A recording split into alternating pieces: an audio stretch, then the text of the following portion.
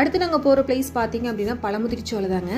இந்த பழமுதிர்ச்சோலைக்கு நாங்கள் போன டைம் பார்த்தீங்கன்னா தைப்பூசம் அன்னைக்கு செம்ம கிராண்டாக இருந்துச்சுங்க, பிரம்மாண்டமாக இருந்துச்சு. நாங்களும் முருகனை பக்கத்துலேயே பார்த்து தரிசனம் பண்ணிட்டு வந்துட்டோம். நாங்கள் ஒன் டேயில் மதுரையில் எந்தெந்த பிளேஸ் சுற்றி பார்த்தோம்னு சொல்லிட்டு உங்களுக்கு ஷார்ட் வீடியோ போட்டிருக்கேன். ஃபுல் வீடியோ வேணா கமெண்ட் பண்ணுங்கள், ஃபுல் வீடியோ போடுறேன். இந்த தேர் பார்த்தீங்க அப்படின்னா கள்ளழகர் தேருங்க. அடுத்து நாங்கள் போன பிளேஸ் பார்த்தீங்க அப்படின்னா யானைமலை தாங்க. இந்த யானைமலை பார்த்தீங்க அப்படின்னா ஒரு யானை வந்து படுத்திருக்க மாதிரியே ஷேப் இருக்குங்க. நான் படிக்கிற காலத்தில் 7th புக்கில், அதாவது இங்கிலீஷ் புக்கில் ஒரு ஸ்டோரியாகவே கொடுத்துருக்காங்க. எத்தனை பேர் கமெண்ட் அதாவது ஞாபகம் இருக்குன்னு சொல்லி கமெண்ட் பண்ணுங்கள். அந்த யானைமலைக்கு அடிவாரத்தில் பார்த்தீங்கன்னா நரசிம்ம பெருமாள் இருக்காங்க. நாங்கள் போன டைம் பார்த்தீங்க அப்படின்னா நட சாத்தியிருந்தாங்க. பக்கத்துலேயே ஒரு தாமரை குளம் ஒன்று இருந்துச்சு. தாமரை குளத்தில் பார்த்துட்டு கொஞ்ச நேரம் உட்காந்துருந்தாங்க. நட திறந்த உடனே நாங்கள் உள்ளே போய் சாமி கும்பிட்டு அப்படியே வீட்டுக்கு கிளம்பிட்டோம்.